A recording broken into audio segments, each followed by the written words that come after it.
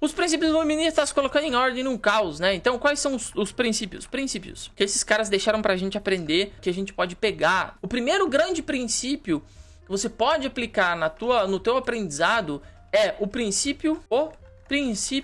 Os 3 princípios, o primeiro é o princípio da constância. O segundo princípio é o princípio da prática. E o terceiro princípio é o princípio da produtividade. Você tem que usar esses 3 princípios no teu aprendizado. E como é que você usa o princípio da constância? Você sabendo como se expor. Eu vou até colocar uma nota do lado. Ler, ouvir. Como é que você usa o princípio da prática? Treinando a sua fala de modo prático. Como é que você usa o princípio da produtividade? Aprendendo aquilo que dá... as palavras mais frequentes. Esses aqui são 3 princípios que você tem que aprender e tem que aplicar todos os dias no seu aprendizado. O princípio da constância, você tem que aplicar todos os dias. O princípio da prática, você tem que aplicar o princípio da produtividade. Vou aplicar eles de maneira prática. A gente vai entrar no princípio da constância e vou mostrar como é que você deve se expor, o que você deve ler, o que você deve ouvir, como, durante quanto tempo, que horas no seu dia, que horas na semana, de que maneira a gente vai criar basicamente um planejamento para você aprender os idiomas. E a gente vai aprender alguns idiomas juntos aqui. Posso pegar o italiano, espanhol, inglês, qualquer um. A gente aprende um pouquinho para vocês entenderem como é que vai funcionar esse planejamento aplicando esses princípios. Mas eles têm que estar aplicados, ok? Então esses são os 3 princípios que a gente vai falar na live de hoje. Quando a gente entrar neles de maneira prática. Como é que eu cheguei de maneira prática nesses princípios e da onde veio essa minha ideia? E aqui eu vou contar um pouco dessa história onde eu cheguei nesses princípios para ver se você realmente concorda com eles, pra gente entrar neles de maneira prática. Eu vou te mostrar de onde vieram esses princípios e por que eles foram, e como por que eles foram aplicados por Copérnico, Galileu, Descartes, Newton e até o filósofo Immanuel Kant, tá? De onde que veio isso? Quando eu tava estudando produtividade, poliglotas e tal, teve uma das aulas na minha faculdade que eu comecei a estudar sobre os caras chamados do iluminismo. Ela na faculdade, você estuda as coisas a fundo e tal, você conhece algumas pessoas muito intelectuais, certo? Nesse ambiente. E um dos meus professores estava chamando a atenção que, quando foi lá pela volta do século XVI, começou a mudar tudo, né? Até então, lá no século XVI, lá, né, medieval, era tudo, né? O povo chama de Idade das Trevas, outros chamam de Idade da Luz, mas enfim. A ideia era que quem comandava o conhecimento era, sobretudo, a igreja ou também as grandes universidades, que eram, na verdade, bem pequenas, certo? Você tinha pouco conhecimento diferente, ou seja, pessoas que falavam algo diferente do que já estava escrito, que vinha da tradição grega. E aí começou um cara a publicar o primeiro grande trabalho, que foi o Copérnico. O Copérnico, ele publicou o trabalho sobre a revolução dos orbes celestes em 1543. O que isso tem a ver com idiomas? Tem tudo a ver, porque esses caras que eu vou te explicar agora, eles revolucionaram alguma coisa. Quando eu comecei a aprender idiomas, eu vi que a maioria das coisas, dos métodos, dos materiais que você encontrava era um caos. Quando você vai aprender um idioma hoje no Brasil, principalmente, você se depara com um mar de coisas, um mar de métodos, um mar de materiais, um mar de coisas falando isso, de professores. Um cara fala uma coisa, outro cara diz outra coisa. Devo ou não devo estudar gramática? Devo fazer isso ou não devo estudar isso? Devo usar o Duolingo ou não devo usar? Devo pegar o curso desse cara ou daquele outro? Esse cara fala mal daquele, aquele fala mal daquele. E aí eu via que era um caos. Eu falava, meu Deus, mas que bagunça.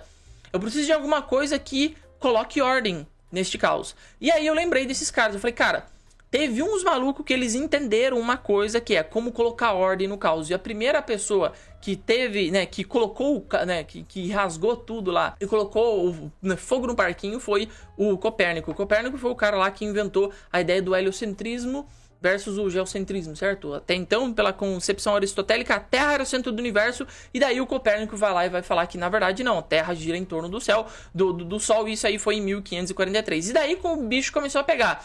Por quê? Porque em 1632, tipo uns 100 anos depois, mais ou menos, o Galileu vai tentar defender essa tese, né? A tese de que, não, na verdade é a Terra que gira em torno do céu, do Sol. E daí você, poxa, mas tudo aquilo que a gente acreditava antes, né? De que a gente era o centro do universo, Deus nos abençoou, etc., lá da ideia da igreja, foi tudo jogado às traças. E aí mesmo o Copérnico, né? O Copérnico tem uma boa frase quando ele vai defender essa tese, ele fala assim, eppure si move, né? Ele vai lá, defende a tese dele e diz que é assim, e depois a igreja pega ele e fala assim, não, velho, tu tem que desfalar isso que tu falou. Aí ele fala, então eu desfalo tudo que eu falei, e ele manda assim em italiano, eppure si move, né? Que essa é uma boa frase, significa ainda se move, certo? Ele falou, não, eu tiro tudo aquilo que eu falei, mas a Terra ainda se move.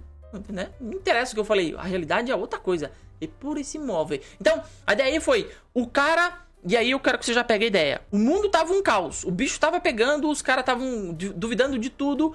E um cara levantou uma bandeira falando assim, tem um negócio aí que não tem como mudar. E o que não tem como mudar? Um princípio, que é o princípio de que aquilo que eu pesquisei não pode ser mudado. E aí você tem que pegar a ideia que quando você elege alguma coisa acima de todos os resultados que podem vir, de tudo aquilo que pode te acontecer na sua vida, você elege um princípio acima, ou seja, não importa o que aconteceu, não vou mentir. Aí não interessa o que aconteça, todas as situações da tua vida, tu vai lá e não mente. E idiomas tem exatamente a mesma coisa. Exatamente a mesma coisa. Você elege alguns princípios e não importa o que acontecer ao longo da tua jornada, você tá sempre caminhando debaixo desses princípios. E esses princípios funcionam. Que princípios são esses? Princípio da constância, princípio da prática e princípio da produtividade.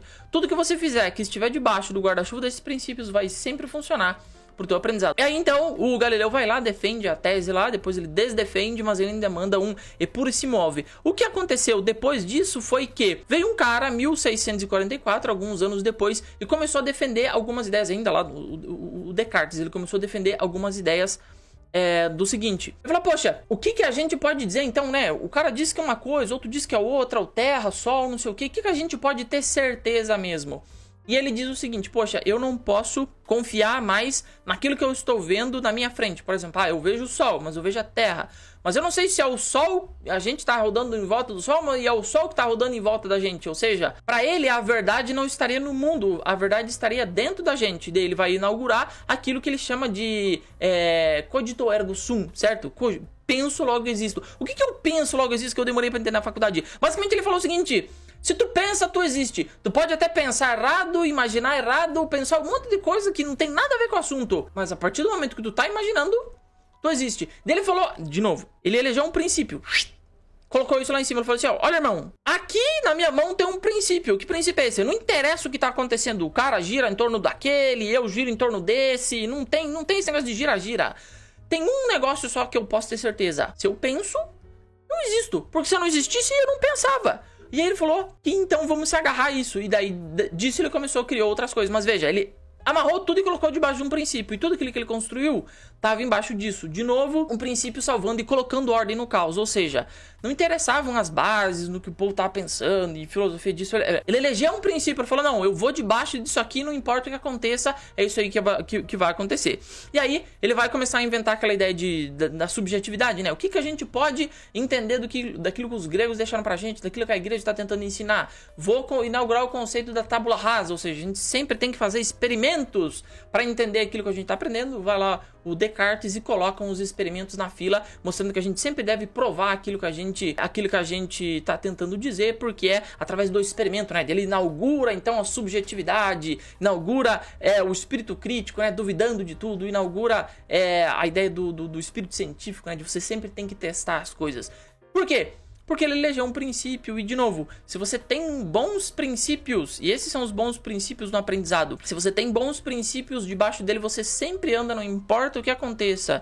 Se você tem tempo ou não tem tempo de aprender, se você tem né, uma pessoa te incomodando ou não, né, por exemplo, te apoiando ou não na sua família, etc. Não interessa o que vai acontecer se você tem, né, tá correndo contra o tempo, tem oportunidades de emprego, estão batendo na sua... Não interessa o que aconteça, você tá indo pro lugar certo se você usa os princípios. E foi exatamente aí que eu encontrei e falei, poxa, esses caras colocaram ordem no caos e eu vou atrás deles.